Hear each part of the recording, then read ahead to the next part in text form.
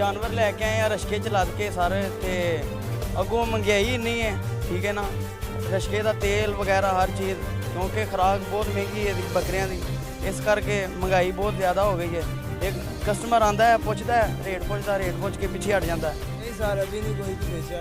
Customer आते हैं पूछ के चले जाते हैं। मंडी के हाल ही इतने कुशीदा है कि क्या बताएं। सुबह से हम आए हैं, ठीक है, ये जानवर हमारे पास है, तो बस ऐसे ही आते हैं कस्टमर पूछ के चले जाते हैं। हाँ जी बिल्कुल, ईद कुर्बान है, यहाँ पे आए हैं मंडी में बकरे वगैरह ख़रीदने, लेकिन इस वक्त तो हाथ भी नहीं लग रहा, इन्हें बहुत ज़्यादा रेट हाई हैं।